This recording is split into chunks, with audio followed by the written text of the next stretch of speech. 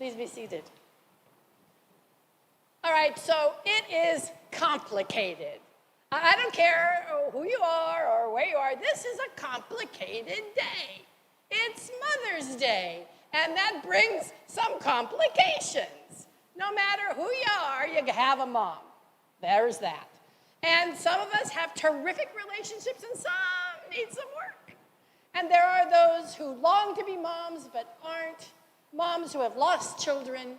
So there are complicated emotions surrounding this day.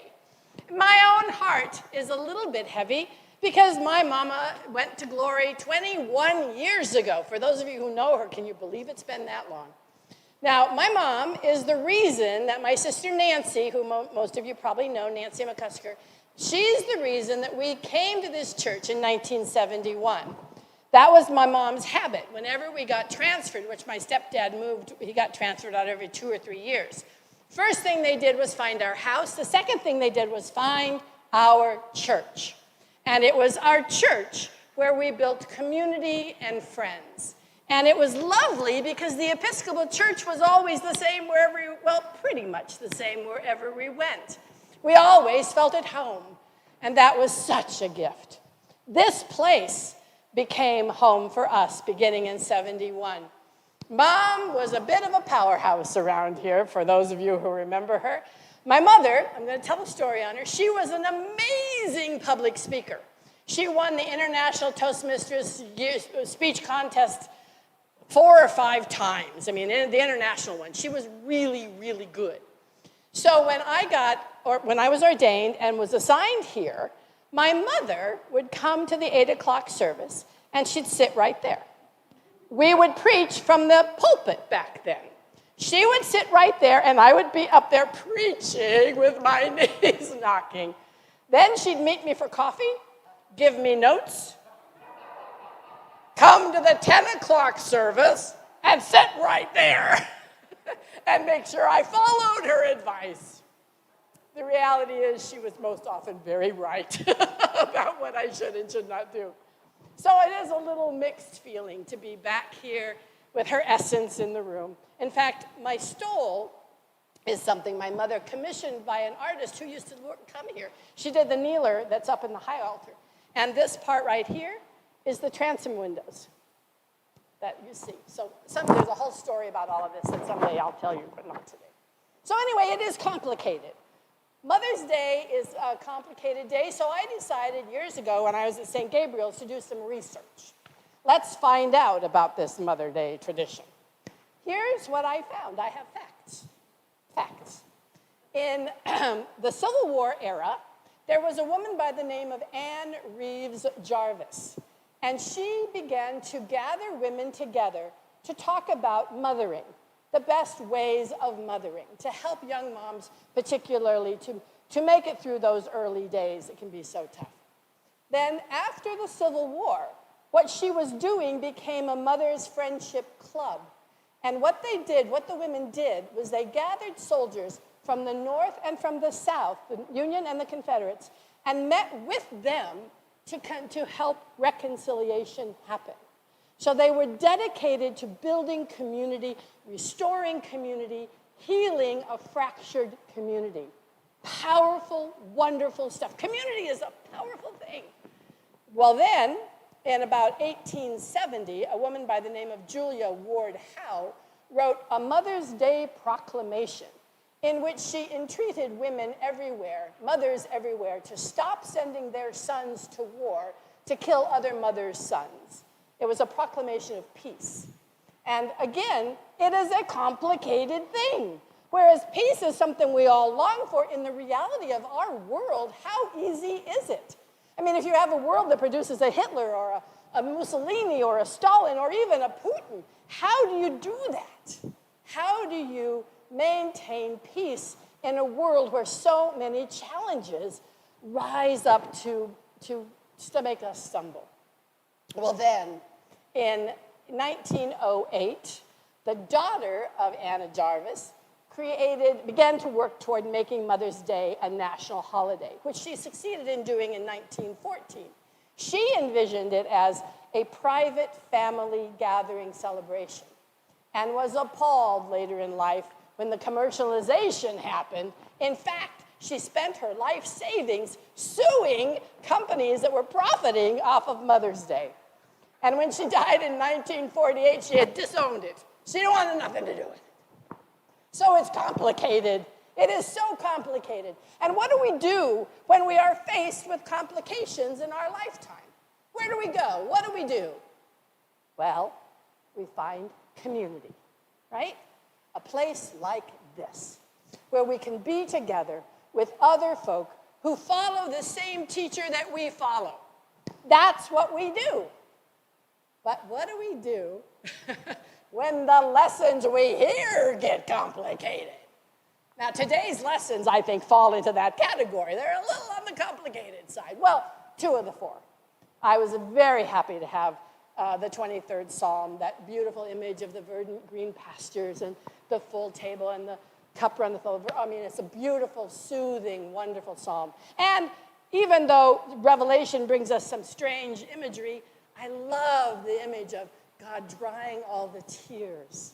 And that to me is beautiful. But the other 2 lessons, I tell you, they're complicated. Because how do we deal with this miracle business in Joppa? The raising of Tabitha. She's died, and yet she is brought to life. We have a rough time understanding miracles in our day and age.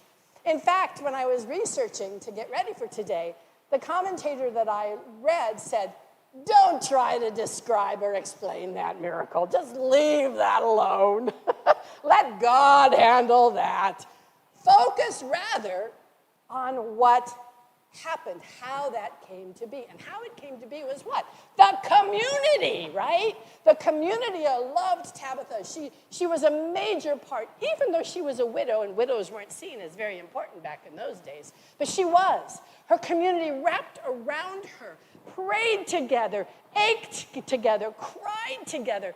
And because of their community strength in believing of the power of the risen Christ to work through Peter, they beckoned him. And because of their strength and conviction and their love and their prayer, we now are talking about a miracle. Community is a powerful thing. Now Jesus, who I like to think of as the Good Shepherd, right? With the gentle words and the loving touch. He's not that way today. Did you kind of notice that? You're not my sheep. You don't belong. Wow. But I find myself saying, okay, I believe, so I must be a sheep. But here's my question. What does it mean to belong? Is belief enough? I would suggest that Jesus is letting us know that no, belief is not enough.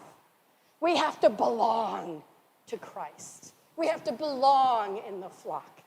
And how does that happen? How do we belong? Yes, it's important to say our creed and our prayers. Yes, it's important, all of those things. But how we live day in and day out as part of a belonging community is the key. But in this day and age, it is so hard. But let's listen to the shepherd's voice. What is he saying to us? The shepherd is saying, love your God. Love your neighbor as yourself. On these 2 commandments hang all the law and the prophets. Everything we do, everything we say, everything we are has to be measured against loving God and loving our neighbor as ourselves. No ifs, ands, or buts about it. We are called to love. To love. And oh, dear hearts, that is complicated too. Because how do you love somebody who believes so differently than you? And, you're figuring they're not very smart, right down to it. But how do you love that? How do you love that? How do you love someone who is hurting someone? How do you love? How do you love? What does it look like? Well, I think it probably looks a lot like community. Caring for one another, even when we disagree. Loving one another, even when we believe the other one is wrong. This is the gift. This is the call. In fact, when we get right down to it, Mother's Day is about that. Mother's Day, in its essence, in its spirit, is all about loving the nurturer. Yes? So this is a day when we are called to think about all of those who nurtured our lives, our existence. Our parents, our grandparents, our aunts, our uncles, our siblings, our children, our neighbors, our teachers, the list goes on and on, our priests, our clergy. It all goes on and on. There are so many who have touched our lives. How do we honor them? How do we love them? How do we thank them? Because if we actively do that, if we actively lean into that belonging action, something happens in the world. Because loving others causes loving to happen. It's a contagious thing. And that's very good. So, on this complicated day, the answer is simple, but the application is hard. The answer is to love, to know you belong.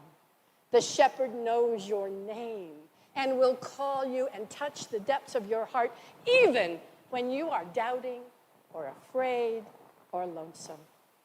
You are loved and you belong. Thanks be to God. Amen.